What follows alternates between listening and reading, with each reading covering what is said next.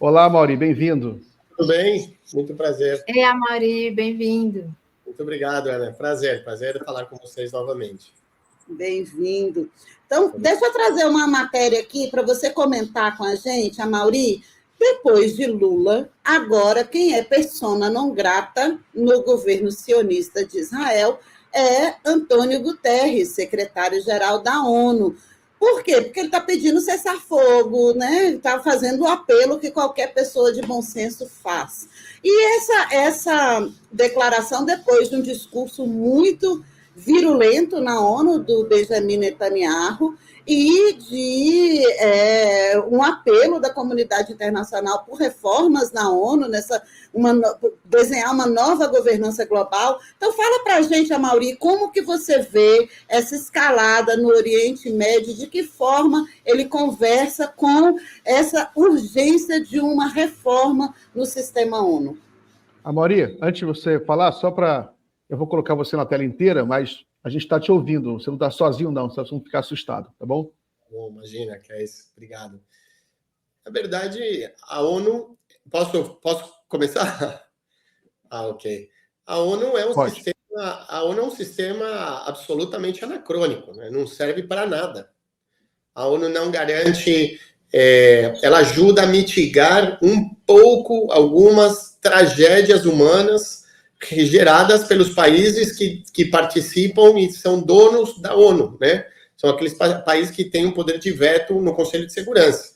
Então, aí os Estados Unidos decide bombardear, financia bombardeio, golpe de Estado, assassinatos, massacres, a mesma coisa a França faz isso na África, você tem a Rússia invadindo a Ucrânia. Então, os países que fazem as guerras, principalmente o Ocidente, vamos ter isso muito claro. Quem gera guerra no planeta há 300 anos é o Ocidente, né? Os Estados Unidos e os países europeus são os que invadem extraterritorialmente outros países, ou seja, lançam seus exércitos a outros países, iniciam guerras, invasões, ditaduras, genocídios, tudo isso. Então, esses países que conseguiram vencer a Segunda Guerra Mundial, graças à União Soviética, conformam a ONU, e aí criam dentro da ONU um órgão especial que é o dono da ONU, que é o Conselho de Segurança, que são 5 países que têm poder de veto sobre o resto do planeta.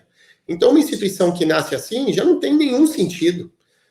A ONU gasta muito dinheiro, é um lugar para dar uma conferência uma vez por ano lá, para os presidentes poderem falar para ninguém, porque você vê as plenárias quase sempre estão vazias, que são retransmitidas nos seus próprios países, mas no final do dia, no mesmo dia, durante qualquer discurso de pedido de paz, você tinha um bombardeio do Líbano, você tinha um bombardeio de Gaza por parte de Israel. E a ONU, o que ela faz? Você tem um secretário-geral, que é um pouco mais progressista, nesse sentido, um homem pró-paz, pedindo, por favor, para Israel parar de bombardear e matar crianças. Acabou, essa é a função da ONU. Então, para você, a ONU virou um TikTok. A ONU serve para produzir TikTok, então é mais fácil você não precisar pagar esse monte de salário que custam bilhões de dólares para os países, para uma instituição que não serve para absolutamente nada. Então é mais fácil cada um ter uma conta de TikTok e fazer discurso, porque no fim das contas você não tem uma governança global, você tem uma tutela de 5 países sobre o mundo, então não serve para nada a ONU, assim como não serve para absolutamente nada a Organização dos Estados Americanos.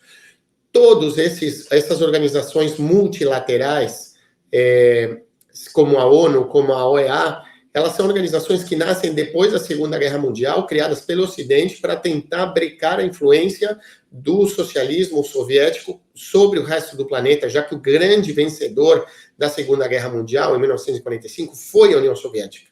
Foi ela que tomou Berlim, foi ela que pegou o corpo do Hitler, ela que ganhou a Segunda Guerra Mundial, foi ela que pôs 20 milhões de mortos. Morreram 20 milhões de soviéticos na Segunda Guerra Mundial. Então, o Ocidente cria essas instâncias multilaterais para tentar brecar a influência do comunismo.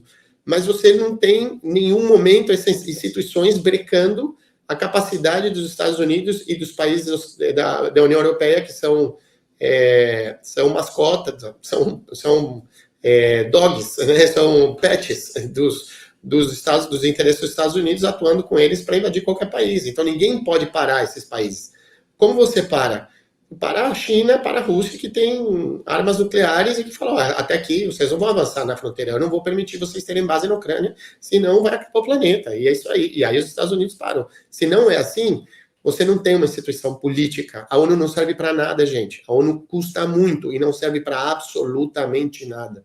Vocês lembram, e desculpa me estender muito, mas aí eu vou encerrar com isso, o Colin Powell, secretário de Estado dos Estados Unidos, com um frasquinho falso de antrax, dizendo que aquela arma química havia sido conseguida lá no Iraque, que aquela era a prova de que Saddam Hussein tinha fábricas de armas químicas. Isso justifica a invasão do Iraque, matar 1 milhão de civis, destruir o país, tomar o país. Aquilo era mentira. E aquilo foi aonde, aquele discurso? Na ONU, no Conselho de Segurança. E ninguém pediu desculpa. Ninguém nos Estados Unidos, nem imprensa, nem política, nem penalmente, no planeta, nos países ocidentais, foi preso, foi condenado por uma mentira dessa que custou a vida de 1 milhão de civis inocentes. Pelo amor de Deus, não faz sentido. É o que o que está acontecendo em Gaza, o que Israel está fazendo com Gaza, foi o que os Estados Unidos fez com o Iraque na guerra ao terror. Na mesma coisa no Afeganistão. Então, não serve para nada. O presidente Lula tem absolutamente toda a razão. Isso é um discurso que vem desde muito tempo. Fidel Castro já falava isso, depois o Hugo Chávez, o presidente Lula, Néstor Kirchner, Cristina Kirchner, Dias-Canel. Você tem aí uma longa lista de presidentes e presidentas progressistas que já vem denunciando o anacronismo e a falta de noção. Não serve para nada a ONU. A verdade é essa. Gostei, Amaury, da frase. Como é que é? A ONU virou o TikTok. Viu? Aí tem um comentário aqui que eu gostei também. Ele falou: o TikTok é melhor. Mais eficiente. O TikTok é mais efetivo que a ONU. Você foi injusto no TikTok. Ó. TikTok tem Palácio de Mármore, que tem aquele Portinari maravilhoso na entrada, né? Então, você tem o mural do Portinari, tudo lindo, isso custa um caminhão de dinheiro para o planeta. E aí os países pobres ainda têm dívidas, porque não tem dinheiro para pagar, eles não têm condições de pagar a mensalidade que eles deveriam pagar para a ONU. Então, os países africanos que são invadidos pela França, é que me indigna isso. Desculpa, eu estou doente, estou com uma infecção pulmonar, porque minha voz também estranha. Mas eu fico indignado, porque os países em vias de desenvolvimento da Ásia, da América Latina, da África, que são invadidos, são roubados pela França, pelos Estados Unidos, pela Inglaterra, pela Bélgica, por todos esses países, eles são financiados as ditaduras, as massacres, para eles ficarem com o ouro, com o diamante, com o petróleo, com o gás. E nós temos que pagar o funcionamento da ONU para que eles vetem qualquer coisa que nos proteja. Que é isso? Então você não serve para nada. Gente, eu acho que tem que acabar com essa hipocrisia, porque não existe uma governança global. Sabe o que é governança global? Que exista um grande ente global de regulamentação do funcionamento das redes sociais.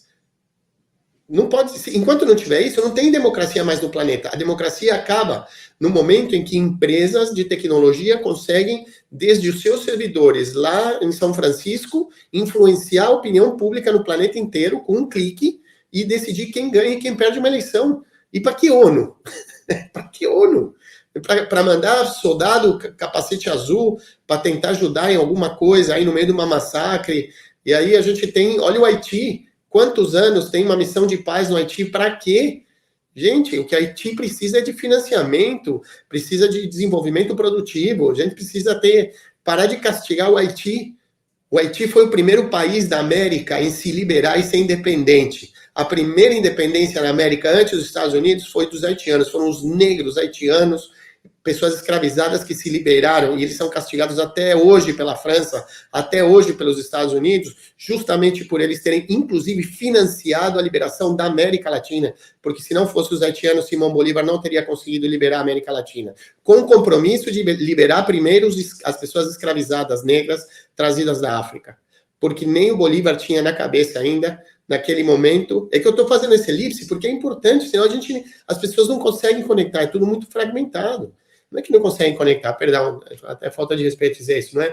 É que é muita informação e às vezes a gente não consegue, tá tudo conectado. Então a gente não tem Você tem a presença da ONU, né? O Brasil teve lá aquele bandido daquele general brasileiro, que eu não vou nem repetir o nome dele, bandido, delinquente, sem vergonha, que até agora está livre. Eu não entendo como pode ser que aquelas velhinhas aposentadas que invadiram o Congresso Nacional estão presas, condenadas, e você tem um bandido desse general Heleno livre. Tranquilo, tá tudo jóia. Só no Brasil o golpe de Estado vai preso a população, não vai preso o general, nem o presidente que faz o golpe.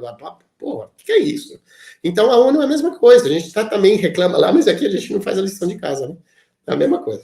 Aprovamos a Mauri Pistola, aprovamos, assinamos embaixo.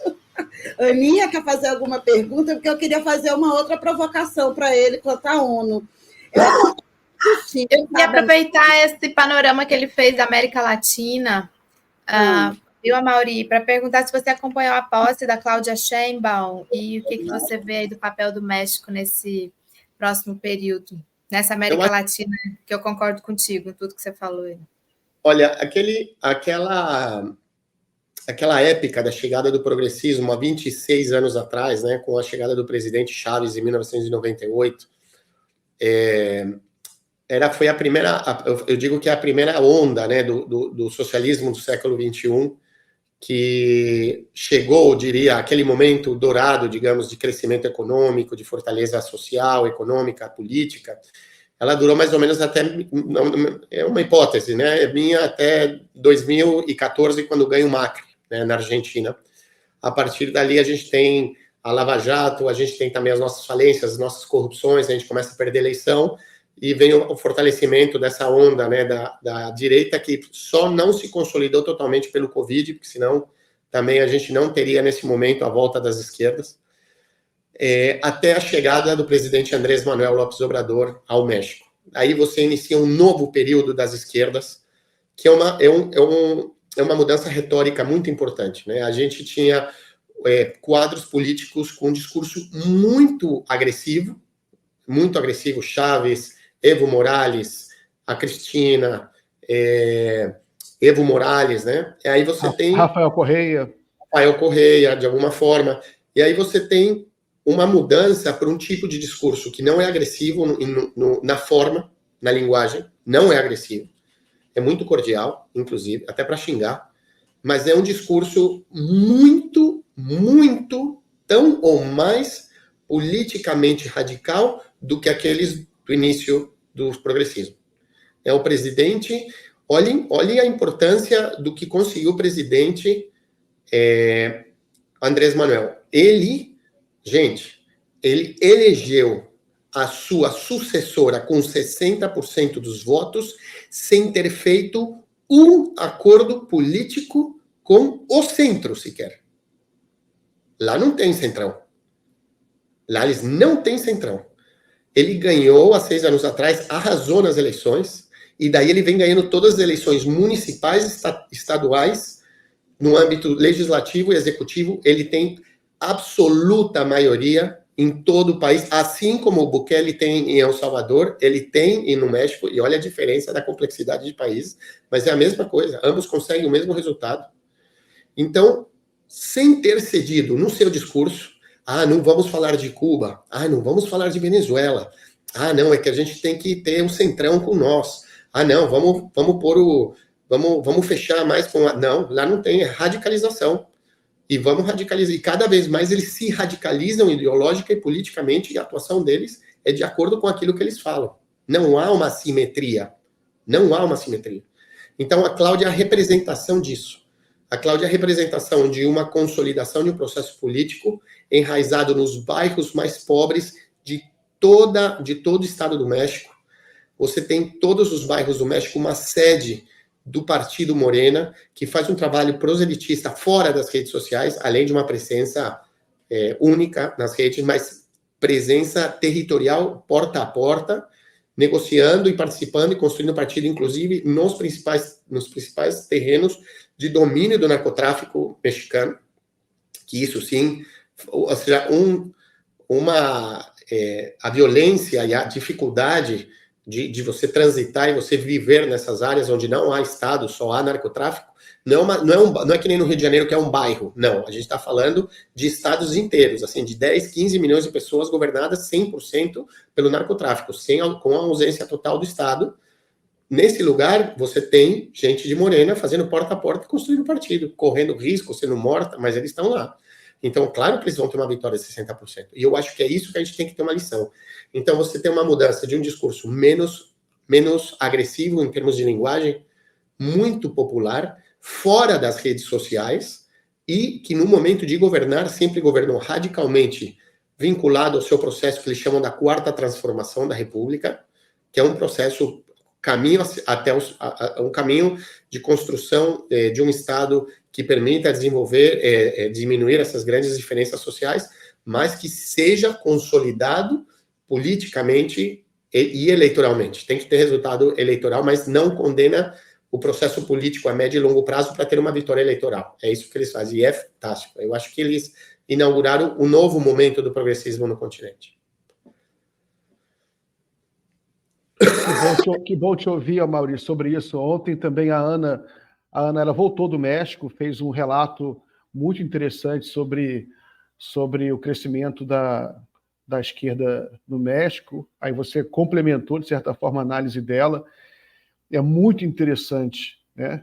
E, de certa forma, pelo que você descreveu, pelo que a Ana também contou, o México vai liderar a América do Sul, a liderar a estratégia, a nova estratégia do progressismo e da esquerda na América do Sul, porque o que deu certo lá, a gente tem tanto em comum, né? Porque, na realidade, uma característica muito forte dos países latino-americanos é que eles têm uma história muito parecida. Tanto que o que acontece num país acontece em outro. É uma coisa impressionante, é quase um efeito cascata, né?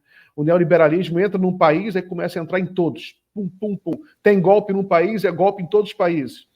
Aí, vem uma onda de esquerda, vem a onda em todo ao sul do Rio Grande. Então, espero...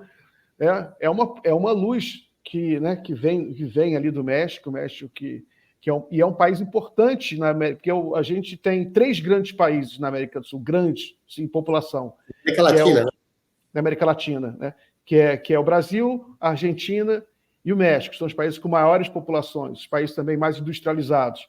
Então, são países que têm uma liderança natural no continente. Muito importante. Eu estou gostando muito da Cláudia.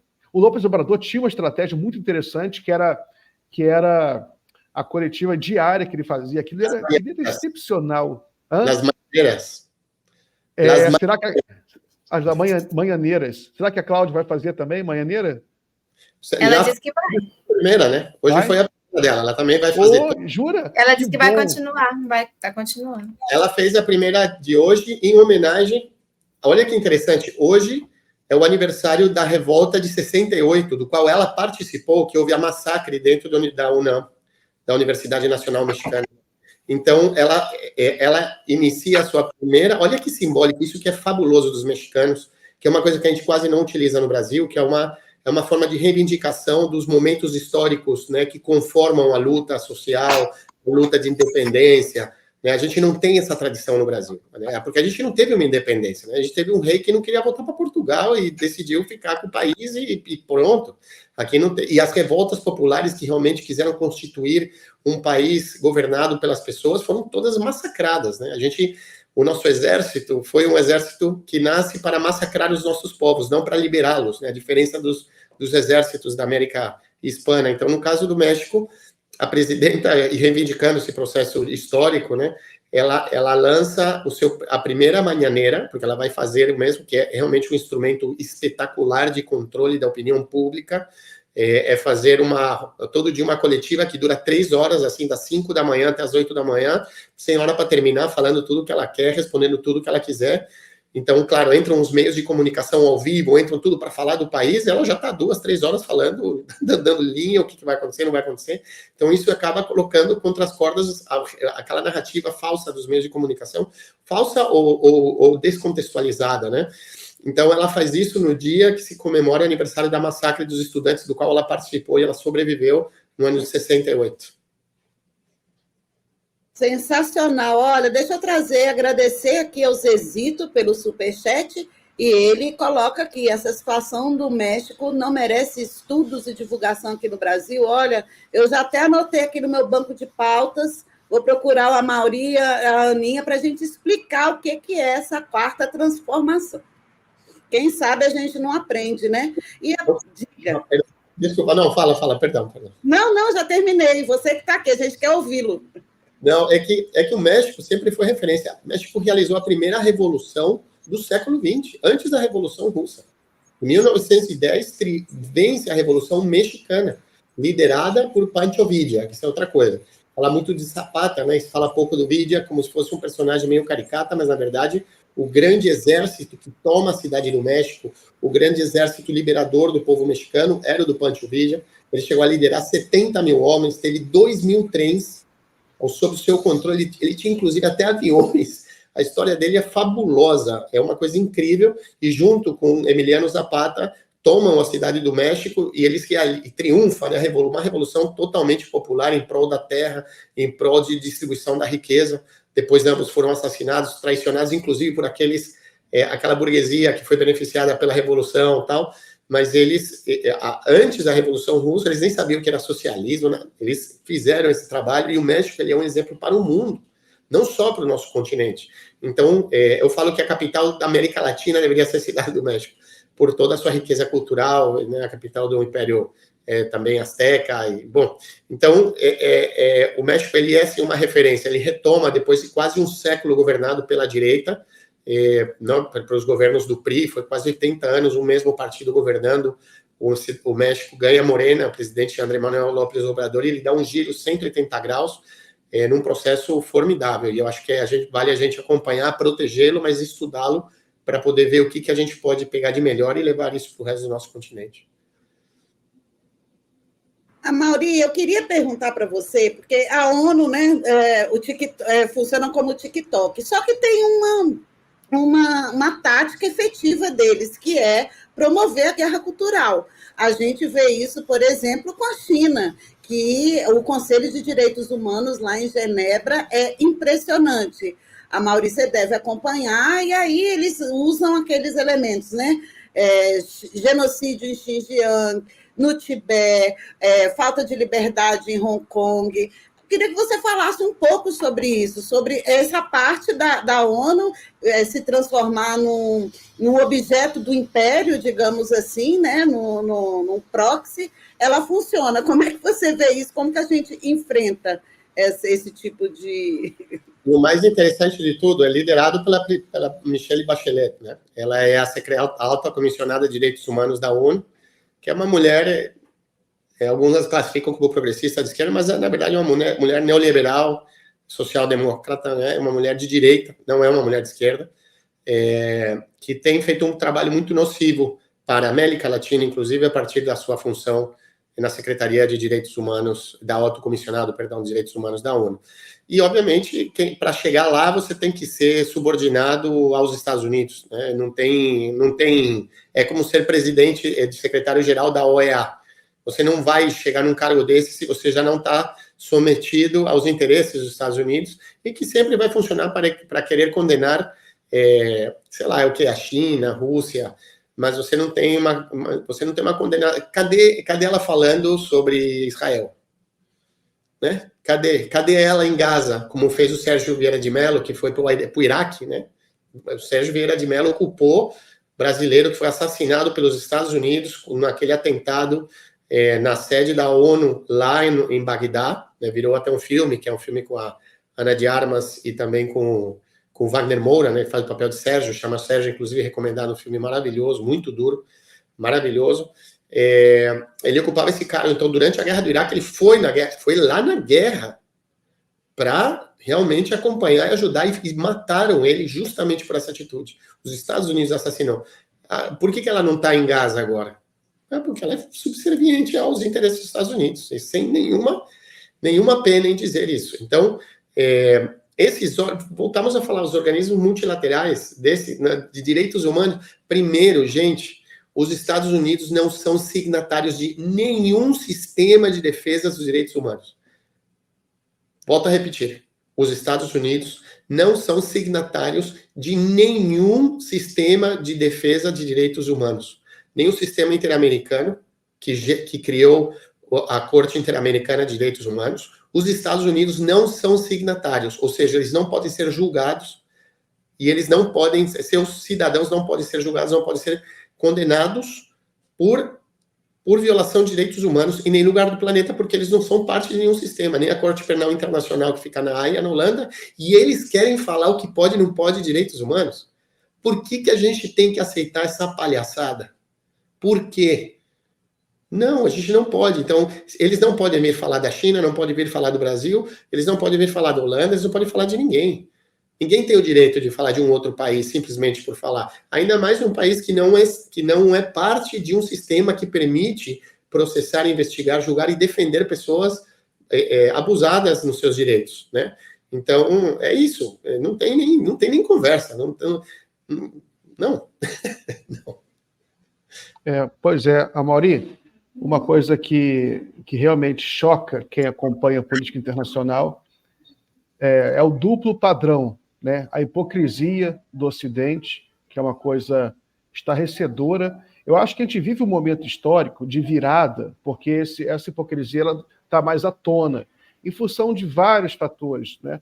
Há toda uma literatura que amadureceu, tem mais gente que sabe disso. Isso é uma coisa que a gente já sabia desde a década de 80, 70, 80, quando já começa a vir à tona essa literatura, mas a coisa cresceu, tem muito documentário, muito mais literatura, muito mais gente sabe disso, e você tem também mais países que têm uma postura diplomática mais assertiva. A China fez uma virada, a China era mais tímida até pouco tempo atrás, a China está muito mais assertiva, a China ela tem um serviço diplomático, eles fazem uma coletiva diária, né?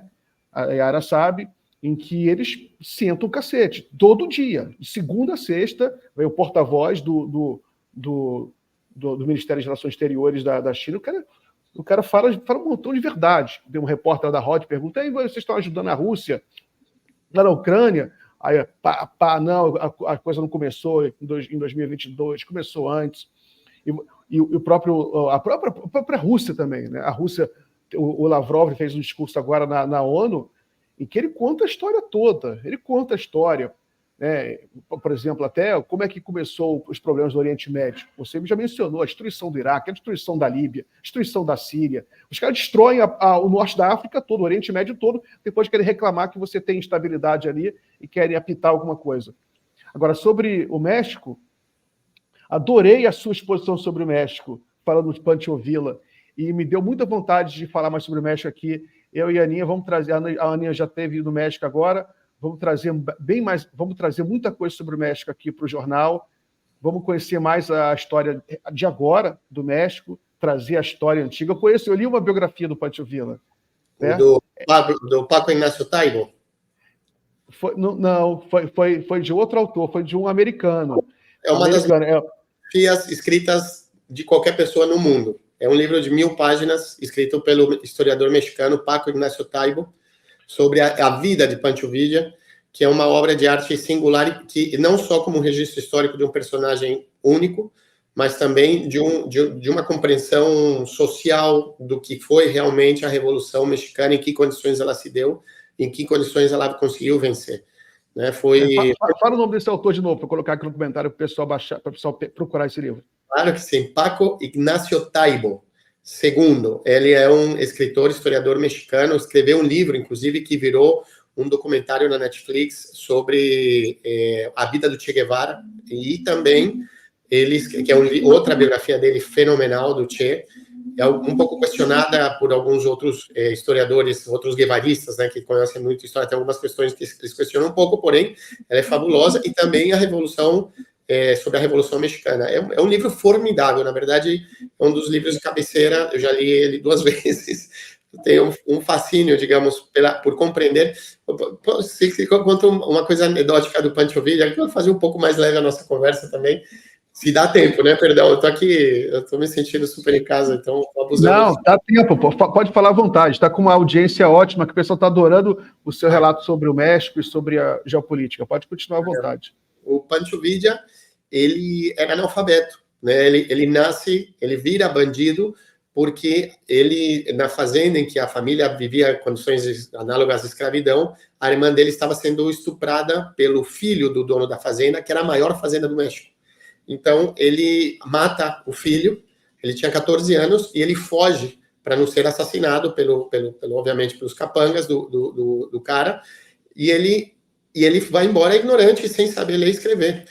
E ele vira o Pancho Villa já praticamente ignorante, sem saber ler e escrever. Porém, ele, cada vez que ele chegava numa cidade, ele conquistava uma cidade, o primeiro que ele fazia era transformar a igreja numa escola. Ele acabou com as igrejas, transformando todas numa escola. Então, antes de que os seus generais... Olha, ele tinha um exército que chegou a ter 70 mil pessoas. E ele pagava salário a todo mundo. É magistral o que ele conseguiu criar. Então, mas antes de pagar aos generais e os seus soldados, recebiam os professores. Então, era obrigação. Poderia ser condenado um pai ou uma mãe a um castigo severo se o seu filho, que tivesse sob o domínio de uma cidade do Pancho Villa, que não estivesse estudando na escola. Não podia ter criança na rua. E ele era abstêmio. Então, é diferente do Zapata, que ele gostava mais ou menos, mas o Pancho Villa, ele era abstêmio. Então, ele entrava na cidade, ele destruía todos os álcool, ele fuzilava qualquer soldado que tivesse bêbado, não podia beber, e ele fundava escolas e pagava o salário em dia dos professores. Era a única coisa que ele não atrasava. Então, ele tinha uma concepção excepcional, ele realizou uma revolução, ele fundou, sei lá, como 2.000 escolas no México, uma coisa que nunca antes tinha feito nenhum país. Em poucos anos, assim, é muito sendo analfabeto, porque ele tinha a visão de que o conhecimento poderia liberar realmente as pessoas da pobreza. É fabuloso, fabuloso. Sensacional, já anotei aqui, quero ler. Gente, eu vou me despedir de vocês, tá? Vou voltar lá para a redação, vou fazer essa matéria aí sobre a 4ª transformação. Beijo. Beijo, Yara. Pessoal, vamos trazer um convidado aqui, nosso amigo Inácio Carvalho. Aqui, eu não sei. Bem-vindo, Inácio, tudo bem? Opa, oi, Miguel, a Mauri, Aninha, como vai? Tudo bom? Estava acompanhando aí sua exposição, Mauri, muito bom. Muito bom o México, né? Muito bom ver o México rebelde, como sempre, né? É muito importante. Muito legal. Bom revê-los, bom encontrar essa turma, bom conversar sobre essas lutas pelo mundo aí. Sempre. Muito bem. Maria, a Yara já fez uma pergunta sobre a China, né, mas eu vou trazer novamente, colocar a China no jogo, porque quando a gente fala em geopolítica, hoje a gente tem que falar sobre a China. E a China deu uma declaração agora, hoje, né, sobre a nova escalada da crise no Oriente Médio, pedindo paz. E uma coisa que a gente viu também, por exemplo, na última reunião do Conselho de Segurança, eu falei com a Ana, o Blinken ele fez um discurso contra o Irã. Ou seja, eles já estão provocando o Irã há tempos. Né? Até a Ana ela trouxe esse histórico ontem. Todo mundo acompanhou como Israel matou o líder do Hamas em Teherã, território iraniano, uma liderança política, é uma loucura total, porque como é que você consegue estabelecer um cessar-fogo em Gaza se você mata a liderança política? Né? Então, a tática do... O que Israel pensa? Que se matando a liderança do Hezbollah ou do Hamas vai matar o Hezbollah? Né? Não é assim que funciona. Você tem... O Hezbollah já perdeu... Eles acham que uma liderança é indispensável. Né? Enfim, você tem... Aí você tem... O Blinken fala muito no Irã, só falava em guerra, e o representante da China era o adulto na sala, no Conselho de Segurança. Ele fala, não, é preciso encontrar soluções políticas, soluções diplomáticas para essas crises. E hoje também, né, já com a China já expressou aqui que ela está preocupada com a escalada de violência no Líbano e agora contra-ataque do Irã. E você tem também a notícia de aliança estratégica da China com a Rússia. Ela reforça isso, essa necessidade, essa aliança estratégica. Você acha que essa formação desse eixo geopolítico Vou perguntar para você rapidamente, passar para o Inácio também, porque eu ouvi a opinião do Inácio. Esse eixo geopolítico, que é a China, a Rússia e o Irã entra nesse eixo, o Blinken ele fala, o Blinken ele já joga, ele já unifica o Irã com a Rússia, né? Porque o Irã está vendendo drones para a Rússia, ele começa a falar que é o Irã culpado também por mortes na Ucrânia. E o Netanyahu praticamente só falou no Irã, no discurso dele na ONU também. Ele fala o tempo inteiro no Irã, o Irã é culpado de tudo. E você tem, agora, por outro lado, a formação desse bloco geopolítico, que também o Irã faz parte. O Irã, inclusive, ele está se aproximando aí do BRICS, né? Ele pediu para entrar no BRICS, já entrou no BRICS. Como é que você vê a formação desse novo bloco geopolítico, liderado pela China? Na verdade, é inevitável. Hoje o motor do planeta é a China, né? O motor econômico do planeta é a China, e a tendência é que em poucos anos a China já seja a maior economia do mundo, né? Que a presidenta Dilma disse quando ela recebeu aquela homenagem, né, das mãos do presidente Xi Jinping a um cidadão estrangeiro, o fato de que não há na história da humanidade um país que tem um crescimento econômico em 70 anos como teve a China, com as dimensões de população, conflito, pobreza, né? Ter saído de um país de gente que se morria de fome, andava de bicicleta usando chinelo, a ser o centro de produção tecnológica e industrial do planeta, né? E financeiro agora.